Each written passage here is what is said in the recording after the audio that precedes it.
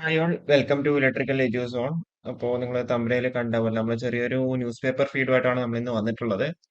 അതിലെ കണ്ടന്റ് ഇതാണ്: K S E B നിയമനവുമായി ബന്ധപ്പെട്ടതാണ്. അതായത് കെ എസ് ഇ ബി നിയമനം, 10ാം ക്ലാസ് തോറ്റവർക്ക് ഇനി നിയമനമില്ല, അടിസ്ഥാന തസ്തികയുടെ കുറഞ്ഞ യോഗ്യത 10ാം ക്ലാസ്സും ഐ ടിയും ആക്കും എന്നുള്ള രീതിയിലാണ് നമ്മുടെ ന്യൂസ് പേപ്പർ കട്ടിങ്ങിന്റെ രീതിയിലുള്ളത്. അപ്പോൾ ഇതിന്റെ കൂടുതൽ പറയുകയാണെന്നുണ്ടെങ്കിൽ നമുക്ക് സ്പെഷ്യൽ റൂളും കാര്യങ്ങളൊക്കെ അറിയാന്നുണ്ടാവും അല്ലെ.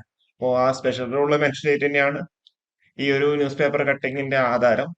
ഓക്കെ, അതായത് പറയുകയാണെന്നുണ്ടെങ്കിൽ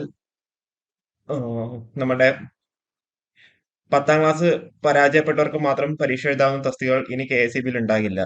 അടിസ്ഥാന തസ്തികയുടെ കുറഞ്ഞ യോഗ്യത 10ാം ക്ലാസ്സും ഐ ടിയുമായി പരിഷ്കരിക്കും. ഇവയിൽ ഉൾപ്പെടുന്ന കെ എസ് ഇ ബിയിലെ എല്ലാ തസ്തികകളും പൊളിച്ചെഴുതുന്ന സ്പെഷ്യൽ റോളിന് പി എസ് സി 3 മാസത്തിനകം അംഗീകാരം നൽകുമെന്നാണ് നമുക്ക് പ്രതീക്ഷിക്കാൻ വേണ്ടി സാധിക്കുന്നത്. ഓക്കെ, 3 മാസത്തിന് K S E B special റൂളിന് പി എസ് സി അംഗീകാരം നൽകുന്നുണ്ടാവും. ഓക്കെ, അപ്പൊ അങ്ങനെയാവുമ്പം സ്പെഷ്യൽ റൂളിന് അംഗീകാരം ലഭിച്ച ശേഷം നിയമനം നേടുന്നവർക്ക് മാത്രമായിരിക്കും ഇവ ബാധകം. അതായത് സ്പെഷ്യൽ റൂളിന്റെ കേസിൽ ഉള്ള ഒരു അപ്ഡേറ്റ് ആണ് ഇത്.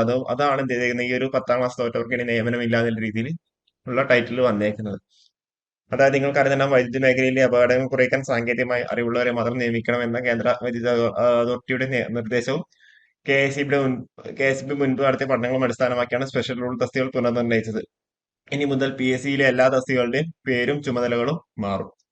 അതെന്താ, സ്പെഷ്യൽ റൂൾ കൃത്യമായിട്ടുണ്ടല്ലോ, ആ ഒരു ഡ്രാഫ്റ്റ് നിങ്ങൾ കണ്ടിട്ടുണ്ടാവും. ആ ഡ്രാഫ്റ്റിൽ കൃത്യമായിട്ടെല്ലാം പറഞ്ഞിട്ടുണ്ടാവും. പക്ഷെ ഇതിലിപ്പോ പറഞ്ഞിരിക്കുന്നത് താഴെത്തട്ടിൽ ജീവനക്കാരില്ല. അത് സത്യമായിട്ടുള്ള ഒരു കാര്യം തന്നെയാണല്ലേ. നിലവിൽ കെ എസ് ഇ ബിയിലെ മസ്ദൂർ തസ്തികയിൽ ജീവനക്കാരുടെ എണ്ണം തീരെ കുറവാണ്. 2013 ശേഷം ജോലിയിൽ പ്രവേശിച്ചവർ മാത്രമാണ് ഈ തസ്തികയിലുള്ളത്. അതിനു മുൻപ് ജോലിയിൽ കയറിയവർ സ്ഥാനക്കയറ്റം നേടി ലൈൻമാനായി. കെ എസ് ഇ ബി പുനഃസംഘടനയും സ്പെഷ്യൽ റൂളിന് പി എസ് സിയുടെ അംഗീകാരവും വൈകുന്നതിനാലാണിത്. അപ്പോ നമുക്കിപ്പം എന്തായാലും ഒരു 3 മാസം കഴിഞ്ഞിട്ടൊക്കെ നമുക്ക് അവിടെ കെ എസ് ഇ ബിയിൽ ഐ ടി ഐ യോഗ്യതയുള്ള നോട്ടിഫിക്കേഷൻസ് വരുന്നില്ല രീതിയിലാണ് നമ്മൾ എക്സ്പെക്ട് ചെയ്യുന്നത്.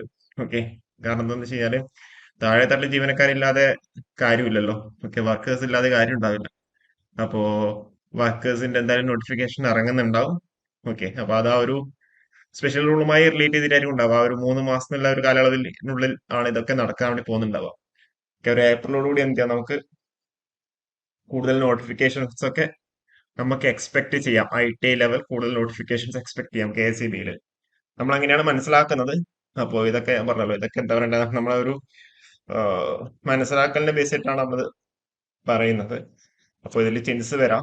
പക്ഷെ എല്ലാവരും ഒരു ഒഫീഷ്യൽ ആയിട്ടുള്ള എന്താ പറയണ്ടേ കാര്യങ്ങളിലേക്ക് കൂടുതൽ അപ്ഡേറ്റ്സ് കിട്ടി കഴിഞ്ഞാൽ മാത്രമേ നമുക്ക് പറയാൻ വേണ്ടി പറ്റുന്നുള്ളൂ.